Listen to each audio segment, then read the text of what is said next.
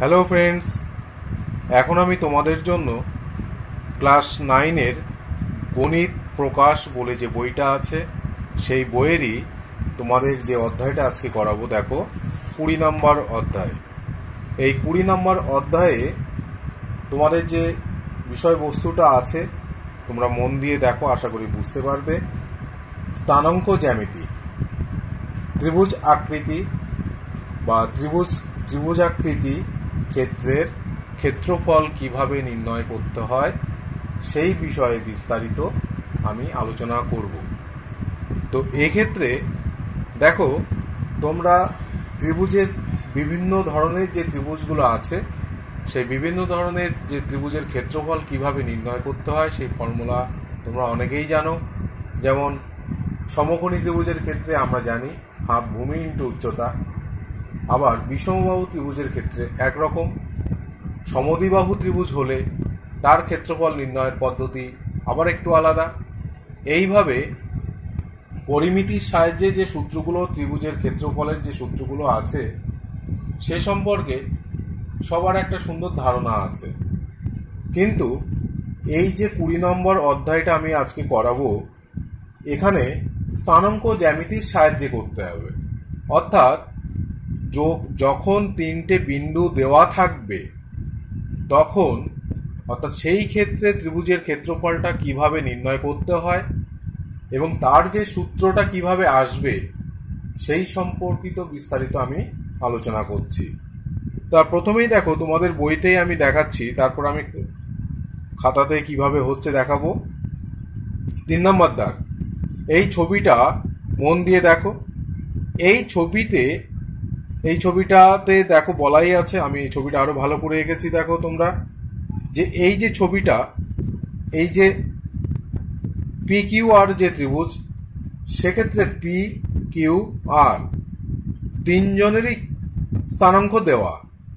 তা এই নীল করা যে ত্রিভুজটা, এর ক্ষেত্রফল কিভাবে নির্ণয় করব সেটাই আমি আলোচনা করছি। তা প্রথমেই বলি, এটা হচ্ছে এক্স অক্ষ, এটা ওয়াই অক্ষ। এই এক্স অক্ষ আর ওয়াই অক্ষের উপরে, শুধু এক্স অক্ষের উপরে পি কিউ আর তিনটি বিন্দু থেকে এক্স অক্ষের উপরে লম্ব টানলাম। দেখো লম্বগুলো কিউ থেকে বি পর্যন্ত, তারপর পি থেকে এ পর্যন্ত, আর থেকে সি পর্যন্ত 3টে লম্ব টানা হয়েছে। লম্ব টানার ফলে দেখো সুন্দর একটা ছবি দেখতে পাচ্ছি আমরা। এইখানটাতে একটা জিনিস দেখো খেয়াল করে, আমাদের যে ত্রিভুজটা ক্ষেত্রফল বার করতে হবে খুব মন দিয়ে দেখবে, এখানে লেখাই আছে দেখো। আর আমি যে কাজটা করলাম এখানে, তোমরা তোমাদের বইটা ভালো করে দেখবে, আশা করি তোমরা সবই বুঝতে পারবে। এখানে দেখো, এখান থেকে এই পর্যন্ত আমি যে কাজগুলো করেছি সেখানে এখান থেকে এই পর্যন্ত লেখা আছে, মুখে যেটা বলে দিয়েছি। এখন আমাদের যে অংশটা ফাইন্ড আউট করতে হবে পি কিউ আর এর ক্ষেত্রফল, পি কিউ আর এর ক্ষেত্রফল। তা পি কিউ আর ত্রিভুজের যে ক্ষেত্রফল মানে দেখো, এই যে কিউ বি এ পি এই যে ট্রাপিজিয়াম, এই অংশের ক্ষেত্রফল। আবার পি এ সি আর, দেখো পি এ সি আর, তাহলে এটা একটা ট্রাপিজিয়াম, আবার এটা একটা ট্রাপিজিয়াম। এই দুটো অংশের ক্ষেত্রফল বার করব, কারণ আমরা জানি ট্রাপিজিয়ামের ক্ষেত্রফলটা কিভাবে বার করতে হয়। এবং তার থেকে এই যে নিচের হলুদ অংশের যে জায়গাটা আছে, এই ট্রাপিজিয়াম আকৃতির অংশের ক্ষেত্রফল বার করে মাইনাস করে দেব।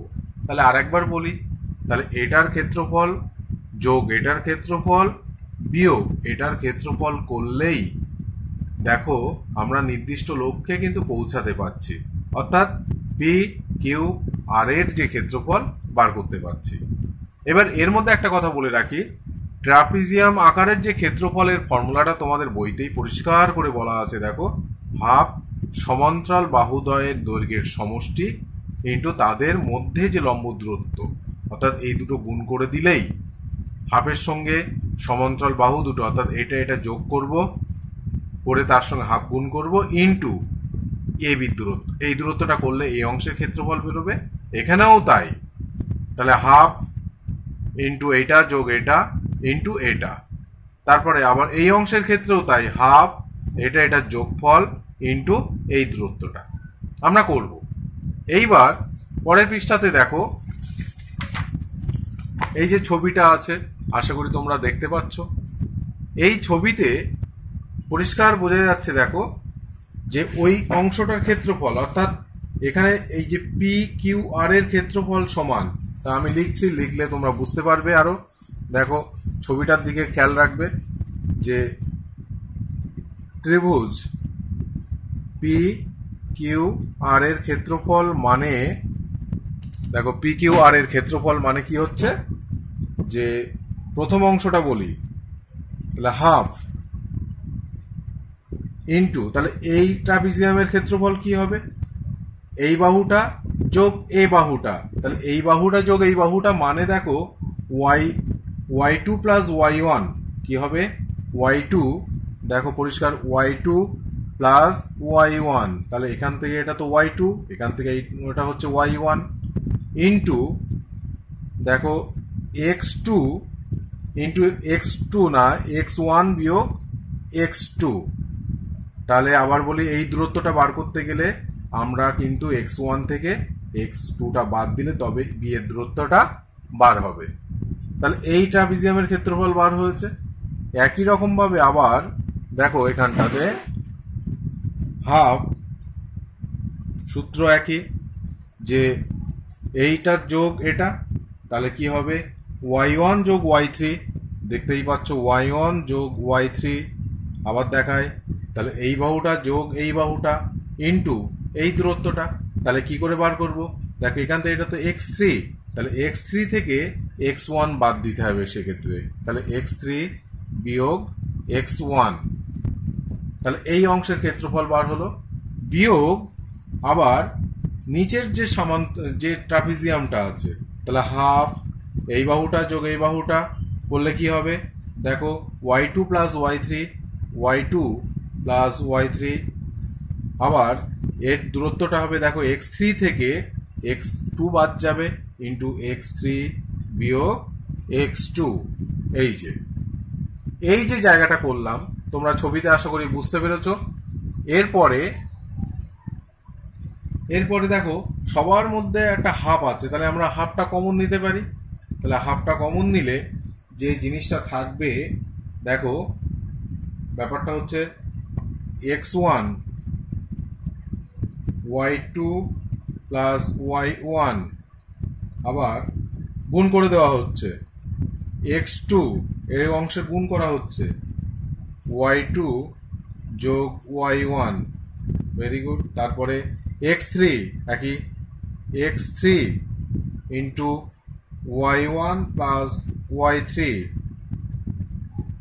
Minus X one Y one plus Y three, এক্ষেত্রেও তাই এই গুণটা করা হয়েছে, এই অংশ থেকে এই দুটো অংশ বার হয়েছে। এরপরে মাইনাস এক্স থ্রি মাইনাস আছে, আর এটার সঙ্গে এটা গুণ করলে মাইনাসই হবে, তাহলে কি হবে Y two plus Y three.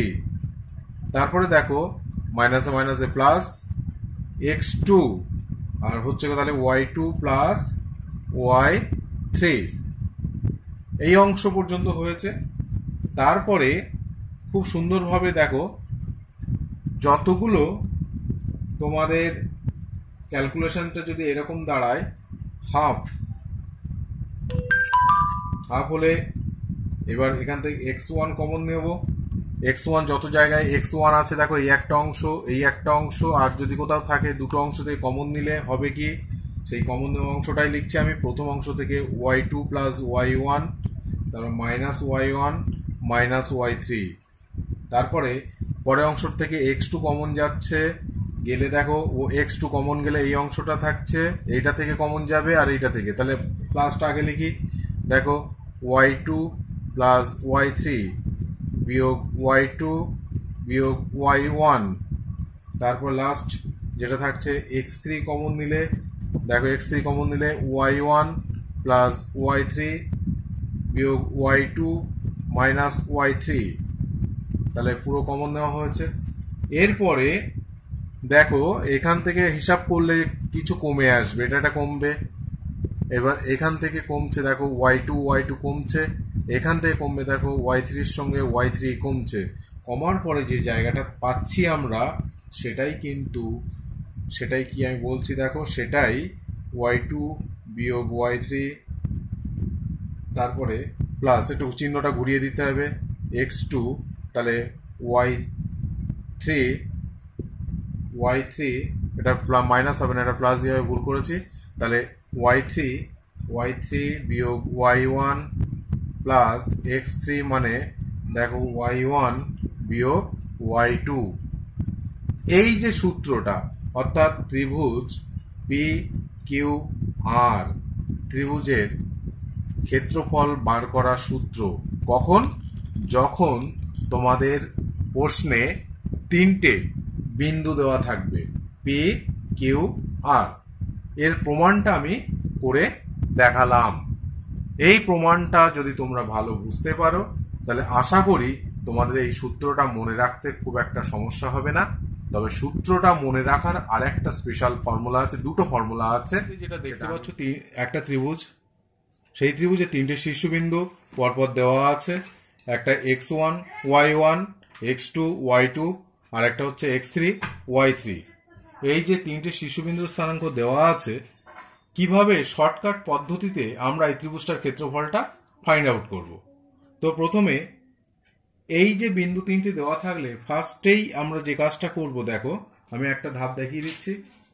x1 y1 এইভাবে লিখে নেবে, তারপরে x2 y2, তারপরে x3 y3, তারপরে দেখো আবার ফের x1 y1। তাহলে কি করলাম দেখো, যে বিন্দু তিনটি দেওয়া থাকবে তাদেরকে আমাদেরকে এইভাবে লিখে নিতে হবে। খুব শর্টকাটে ত্রিভুজটার ক্ষেত্রফলটা ফাইন্ড আউট করা যাবে। এইবার লেখার পরে দেখো ত্রিভুজ এ বি সি সমান হাফ, এটা একটা মড দেবে। মডের অর্থ হচ্ছে এ পজিটিভ ভ্যালু নেবে সবসময়। কিরকম পরে বিস্তারিত বলছি।